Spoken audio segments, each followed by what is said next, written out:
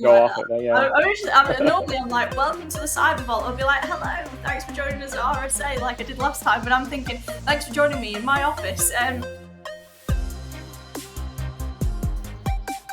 Thanks for joining us again. I have DJ here with me. You may have caught our previous meeting at RSA, and wow, what an absolute whirlwind that week was. So much insight into the industry, what hot topics are out there, what businesses are getting investment, and quite simply, just a great opportunity to meet some awesome people.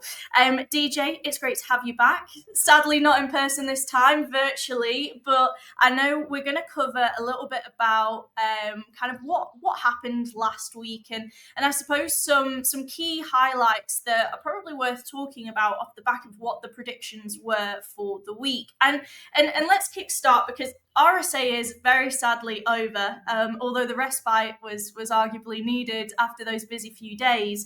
I want to talk about what big observations did you kind of notice last week, and maybe what was different last week to previous years you may have been in attendance? Yeah, so I think that's probably a pretty good place to start. And let me add, it's sad we're not in person, but we were outside filming last time. I think the wind was just throwing my beard left and right. So I at least don't have to worry about that. But yeah, so our RSA is always a whirlwind of all things security, and it's almost, if you've never been there in person, it can be kind of jarring and shocking at first because of just how big of an event it is. But it's a great place to kind of really get a sense of, putting your finger on the pulse and what's going on if you really want to kind of put your ear to the ground and figure that out. But one of the things that I think stood out to me, and I think this has been a growing trend, but I don't think I've ever seen an RSA event have such a presence around identity. Identity was kind of always pushed into the corner, and it's not just that there's a more prevalent presence of identity vendors. It's other vendors that normally don't speak about identity are starting to speak about identity.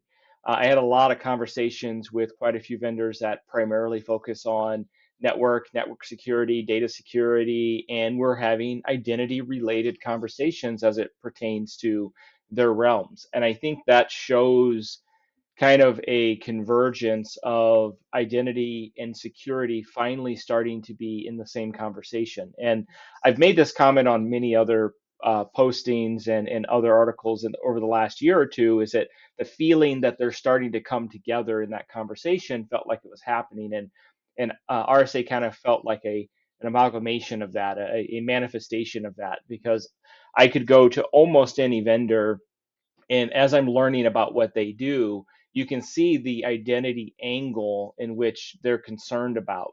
Because regardless of how you lock down the network and how you lock down your data, ultimately the access is still within the realm of the identity, and controlling that appropriately. So to me, that was a huge observation that I made, and a pleasant one, I think, as well, because there's so many vendors that offer such good value to the organization. But now that they're looking at how identity plays in their world, I think we're finally looking at this more holistic idea of security, because it's not just looking at it from the network and securing the network and looking at things like SASE and that secure edge, but it's also looking at the data in which we're accessing and the security controls and all the things that we typically talk about in the cybersecurity realm.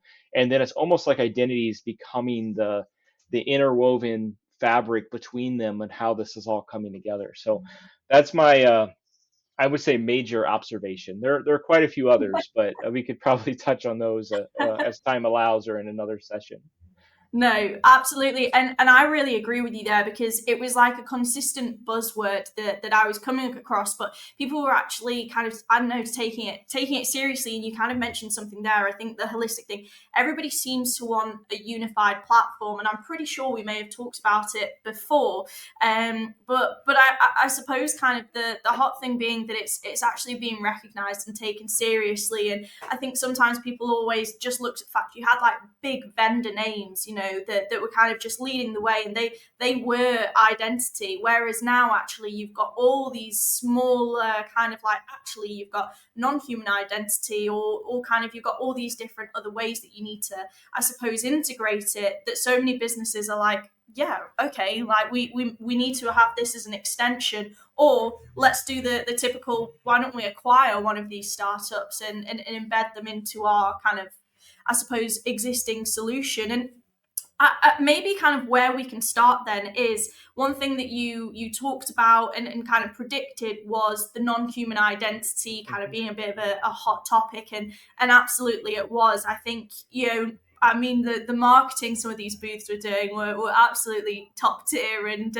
extremely memorable. But a lot of them actually being some of the NHI vendors. I'd be interested to hear your thoughts on, I suppose, in terms of your predictions that you had, but how was it kind of talked about, or how was it pretty? I suppose it was, like I say, a pretty hot topic for the week. Yeah, it definitely was a hot topic, and I think for me, non-human identities, that topic is a little humorous as well because non-human identities, it's not like it's a new thing. It's been around. Yeah, I mean, since the inception of computers and mainframes and all the above, there's been non-human accounts. Now, how we classify those accounts has always been, I think, up for debate and up for discussion over the years. However, they've they've always been there and they've kind of always been pushed into the closet or into the shadows, and it's just like, hey, we don't need to worry about those things. We use them to run our applications and our most critical pieces of the organization, so why would we worry about them? So it's kind of humorous to me, right? Where I think they've always been something that we should have been taking more seriously all along. One of the reasons I think we haven't is, there hasn't really been a good answer to managing non-humans in the past, and because of that, it's been a kind of a scary realm to manage. Who wants to be the person who rotates a credential on a non-human, or removes a cert, or brings changes some permissions, and all of a sudden things break. The business goes down, operations goes down. Who wants to be that person? However, there's a need more than ever to manage that realm. We can look back at breaches, and we can look back at lessons learned, and realize how a non-human account was either the entry into the attack chain, or a way that it was elevated or escalated.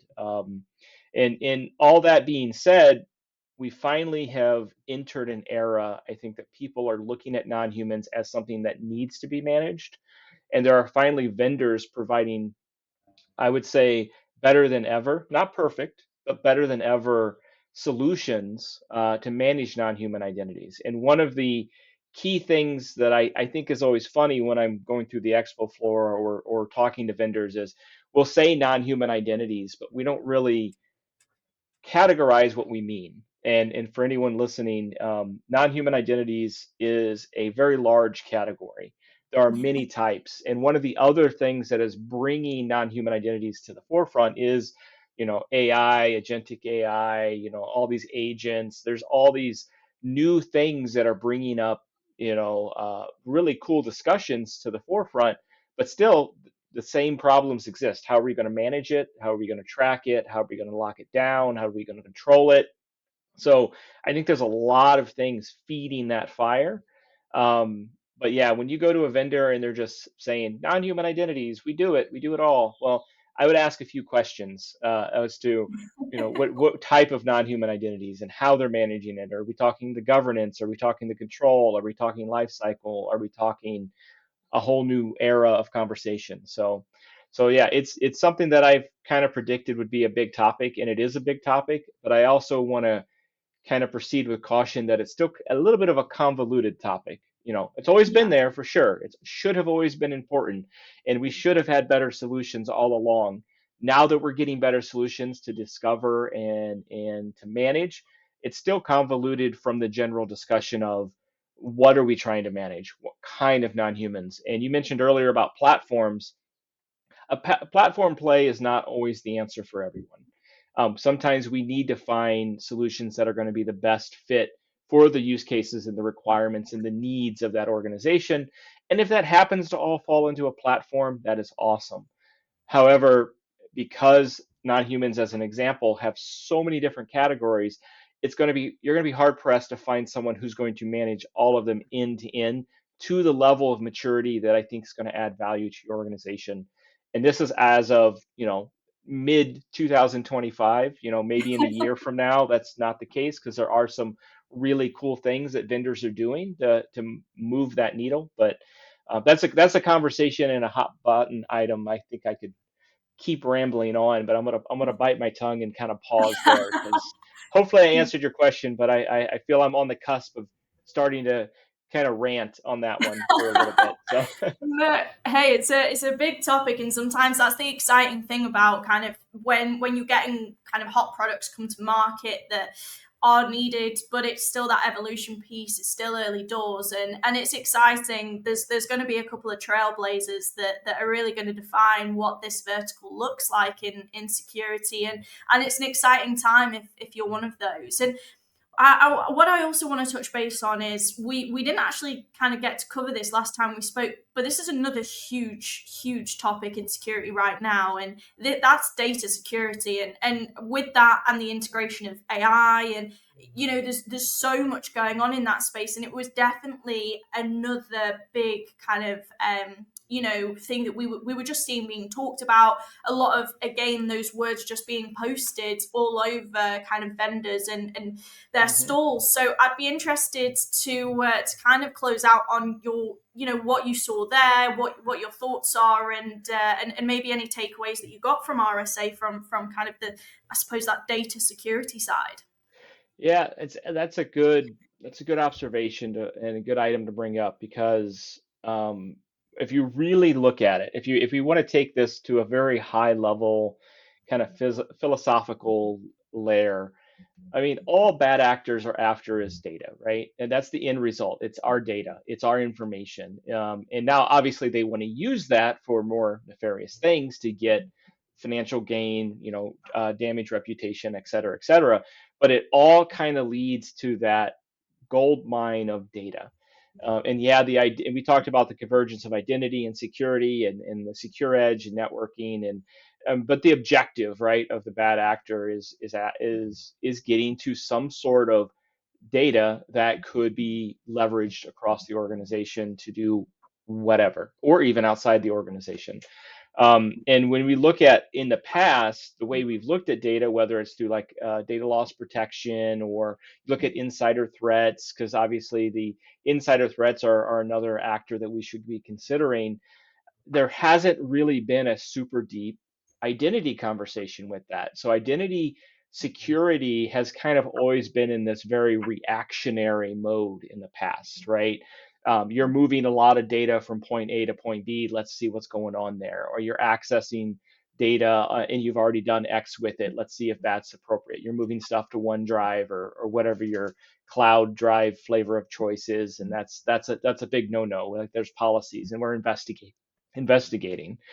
Just like I mentioned with non-humans, I think there's this evolution in the conversation around data security, in particular, like zero trust data security, and that model and that view, where we're needing to ensure that we're following a proper zero trust model when it comes to our data and having proper verification and repeated verification over and over, and not just the verification, but the legitimacy of the data and what you're using the data for. And there's a whole big conversation there. But all that being said is at the end of the day, the evolution around securing our data, I think, is being pulled along with the evolution of AI and the evolution of proper identity controls and bringing identity in that conversation. Because, at the end of the day, it doesn't really matter, what we lock down and what we control. If someone can access the data itself, they can infer quite a bit. And sometimes that's where our intellectual property is. It's sitting in our databases. It's sitting in our data lakes. It's sitting where all the data is because that's the core objective. So I know that's kind of at that high level like philosophical view, but there are some pretty neat things that are happening with identity vendors around what they're looking at identity with data. But there's some already well established identity secure sorry data security vendors that are out there that are doing some cool new things as well. And I saw quite a few of those on the floor, some big mainstays and some new takers. But I mean, I think the evolution of what we're seeing with vendors in general is taking data as and putting it on the rightful place of the crown jewel of what the bad actors after.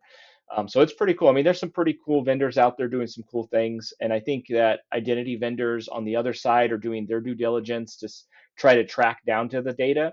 But I think that's just one side of it. There's really neat vendors out there that are doing their due diligence and providing good solutions to really look at the data itself and the interaction between the identity and the data, or the process or the workload and the data, the non-human and the data. The data is a key piece of the equation that we don't always talk about. And I was very pleasantly surprised that I think the evolution of what's happening in that realm was pretty prevalent on the expo floor at RSA. Absolutely. And I think again this is one that it's a product that's been around for a while. You've got some of those Yeah. legacy names, but you've got some of these newcomers kind of, I suppose, penetrating the market in exciting ways. And there's all these different, I suppose, ways you're using data, getting access to data, Hmm. and all these things that you've mentioned, that there's just a whole world of possibilities out there. And I suppose we could arguably go on for ages and ages. And I know there's probably plenty more that we could cover and unpack from the hectic week that was RSA, and so many exciting things like we've covered that are happening even just outside of identity and data, which I'm pretty sure we'll unpack at some point. But Oh yeah. I think this gives us a really good insight into some of those key highlights that we wanted to just recap on, and obviously some really good value in terms of where there's that centralized focus in the space, and I suppose who to keep an eye on when it comes to the technology front. But DJ, as always, great to reconnect. It's been a pleasure. Some great insights from you, and until next time, which I'm pretty confident won't be too long. Yeah, happy to be here. And anyone listening is welcome to reach out to me on LinkedIn if they've got questions about vendors or technology. I'm as you can tell, I'm just happy to talk about it.